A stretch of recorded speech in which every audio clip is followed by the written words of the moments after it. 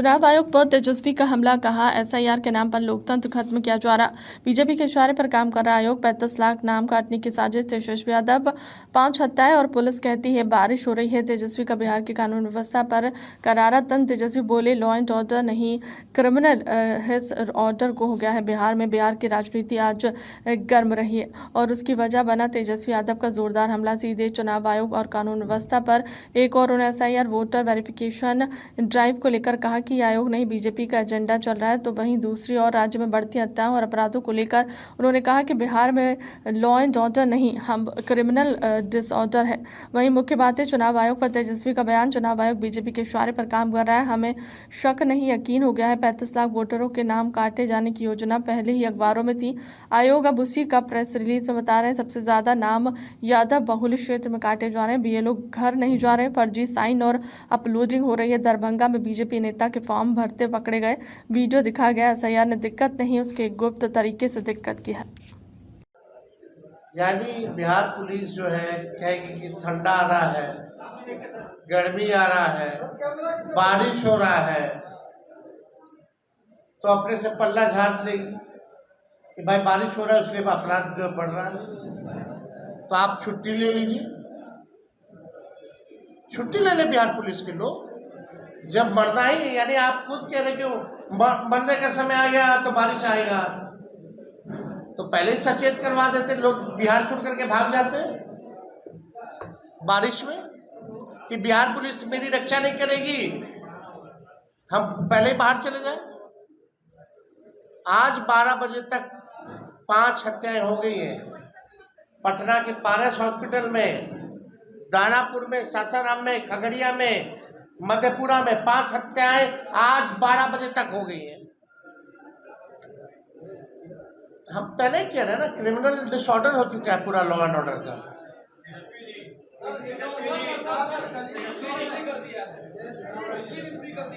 SIR से संबंधित सवाल 15 दिन तक 22,000 बूथ पर इनके बीएलओ नहीं थे, तो कोई एक्सरसाइज कहां से हो गए?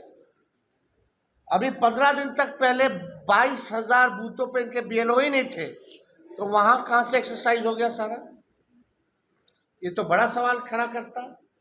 हम लोग बोले डैशबोर्ड मेंटेन करो, हम लोग बोले वॉलेंटियर कौन है 4 लाख उसका जानकारी दो, पता चल जाए, उसकी भी कोई जानकारी नहीं दी जा रही है।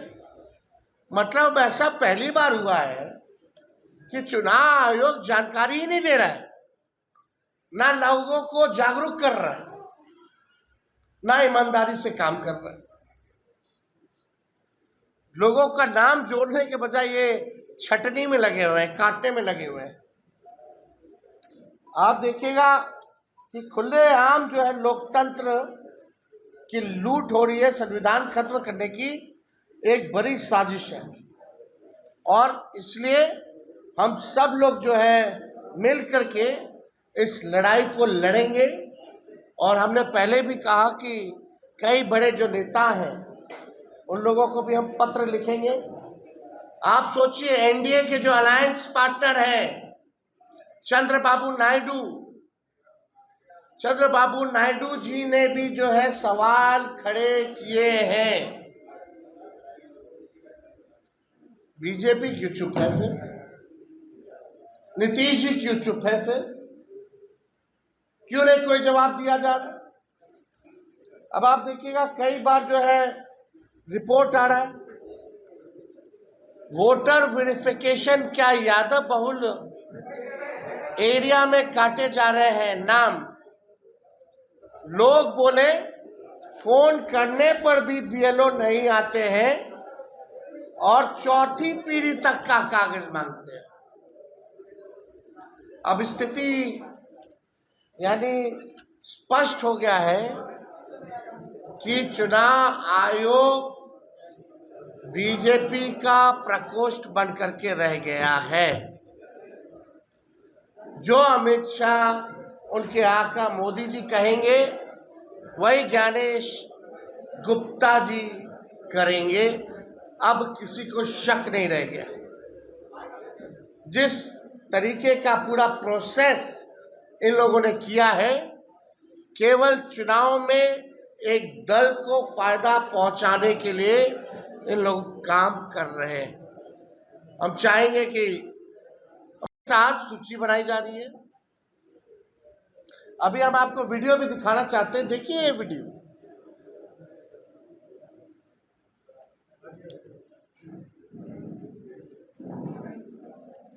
ये फर्जी साइन किया जा रहा है। वॉल्यूम बढ़ाओ जी।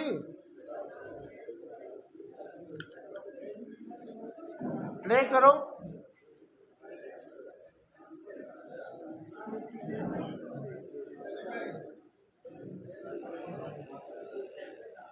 बहुत भरते जाइए दस्तखत करके आप पीछे से करो। फर्जी दस्तखत किया जा रहा है, भरा जा रहा है।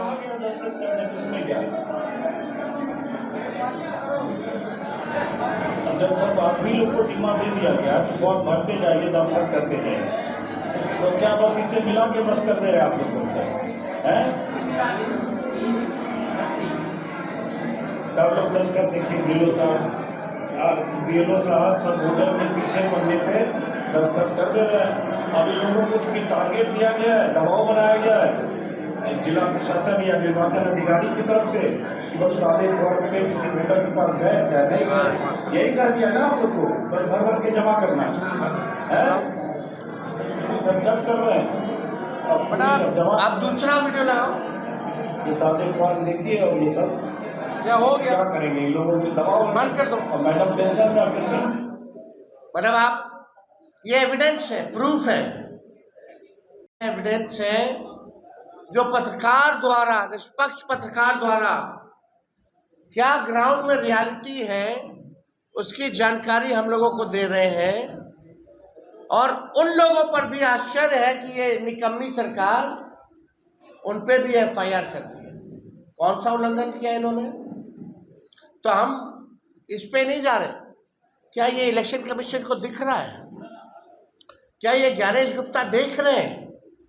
या बोलेंगे कि ये सब फर्जी है, सबसे निष्पक्ष जो है इलेक्शन कमीशन है, सबसे ईमानदार इलेक्शन कमीशन और ज्ञानेश गुप्ता है? ये बेईमानी हो रही है। लोगों के अधिकार को नहीं, उसके अस्तित्व को ये लोग छीनना चाह रहे हैं।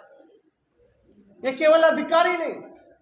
अब सोचिए, पता चलेगा आप वहां नहीं रहते हैं, आ जाए वोटर लिस्ट से नाम कट जाए तो आपका अस्तित्व ही खत्म हो गया। बचा क्या फिर इस लोकतंत्र में? तो ये बहुत ही खतरनाक डिजाइन है और ये पहले से ही जो है सिस्टमैटिक डिजाइन, पूर्व निर्धारित, अमित शाह जी, मोदी जी के इशारे पर इलेक्शन कमीशन जो है कर रहा है। अब कोई शक नहीं रह गया। और आश्चर्य की बात है, ये आंकड़े कहां से आ रहे हैं भाई इलेक्शन कमीशन के पास कि 35 लाख जो है नाम कटेंगे। एक हफ्ता बाकी है, प्रोसेस में ऑनगोइंग है, अभी तक पूरा डिटेल नहीं आया है। और आप पहले से ही प्रोपेगेंडा आप सेट करना चाहते हैं लोगों को दिखाने के लिए कि भाई डुप्लीकेट थे, बाहर रह रहे थे, फर्जी थे, विदेशी थे, इस वजह से उनका नाम जो है काट दिया जाएगा। ये एक प्लेटफॉर्म जो है तैयार किया जा रहा है। और हम कहना चाहते हैं इलेक्शन कमीशन से, जिसका भी आप वोटर लिस्ट से नाम काटिएगा उसका पूरा डिटेल जो है आपको प्रोवाइड करना पड़ेगा कि कौन कौन फर्जी नाम थे, क्या पता था। और हम लोग जो है, हम लोगों को मिलना चाहिए, ये हमारा राइट है टू नो कि कौन कौन जो थे गलत नाम थे। जरा रियलिटी चेकअप भी हो जाएगा, उसके बाद मिलान भी कर लिया जाएगा कि सही में अगर वो नाम कटा है तो धरती पे वो रह रहा है कि नहीं रह रहा, बिहार में रह रहा है कि नहीं रह रहा। हम लोग छोड़ने वाले नहीं है इस लड़ाई को। अगर नाम कटा तो आपको बताना होगा, पूरा डिटेल देना होगा, उसका पता, नाम, सारा डिटेल, जितने लोगों का कटा है इलेक्शन कमीशन को पूरा डिटेल बताने की जरूरत है। तब पता चलेगा ना भाई ईमानदार है कि नहीं इलेक्शन कमीशन। अभी जो प्रोसेस जो चल रहा है, जिसमें फर्जी तरीके से काम हो रहा है, एक बोला गया गाइडलाइन में 2 फॉर्म का मिल रहा है, 1 फॉर्म, कोई एक्नॉलेजमेंट स्लिप नहीं है, कुछ भी नहीं दिया जा रहा है, ये हकीकत है। और देश का सबसे बड़ा ड्राइव चल रहा है आफ्टर 2003 इलेक्शन कमीशन का, और बिहार में केवल चुनाव है, लेकिन इलेक्शन कमीशन के लोग केवल प्रोपेगेंडा न्यूज प्लांट करा रहे हैं सूत्रों के हवाले से। अरे हिम्मत है तो खुल के आके जवाब दीजिए, उनको जवाब देना पड़ेगा, चुप नहीं बैठना पड़ेगा। तो ये लोग तो पूरा अस्तित्व मिटाना चाह रहा है। उसके बाद क्या क्या नुकसान होगा लोगों को, यानी राशन कार्ड से भी नाम हट जाएगा, राशन भी नहीं मिलेगा, राशन पेंशन नहीं मिलेगा, आरक्षण समाप्त हो जाएगा, किसान सम्मान निधि सब्सिडी इत्यादि सब बंद हो जाएगा अगर वोटर लिस्ट से नाम कट गया तो। उन गरीबों का शिक्षा में जो छात्रवृत्ति जो मिलता है वो लोगों को नहीं मिलेगा। आवास, वृद्धा पेंशन, जन कल्याणकारी योजनाएं, जितने भी योजनाएं उसका लाभ कोई भी जो है नहीं उठा पाएगा। और जो ये लिस्ट एक बार तैयार हो जाएगा तो इसी लिस्ट से, वोटर लिस्ट से, जो त्रिस्तरीय पंचायत चुनाव लड़ने वाले वार्ड मेंबर हैं, पंच, सरपंच, मुखिया, पंचायत समिति सदस्य और जिला परिषद सदस्य के भी जो है मत जो है कटेंगे। इसी सूची पर पंचायत का भी चुनाव होगा। तो ये बड़ा खतरनाक डिजाइन है और हम सब लोगों को इसमें जागरूक रहने की जरूरत है, अलर्ट रहने की जरूरत है। आप देखिएगा कि इनका पूरा टारगेट, हमको जो खबर सूचना मिली है अंदर से, 12 से 15% वोटर का नाम जो है इलेक्शन कमीशन काटने की तैयारी कर रहा है। शिफ्टेड वाले कोई स्पष्ट नियम नहीं है, कोई अस्थायी तौर पर 2 दिन भी बाहर रहे या 6 महीना से बाहर है अस्थायी तौर पर, वो सब इसी कैटेगरी में आता है, उनका नाम काट दिया गया। क्या मतलब है? कोई स्पष्ट नीति नहीं है। और दियारा क्षेत्र के लोगों का बड़े पैमाने पे, जो दियर के इलाके में रहते हैं, जो गरीब हैं, बड़े पैमाने पर जो है उनका वोटर लिस्ट से नाम काटने की तैयारी हो रही है।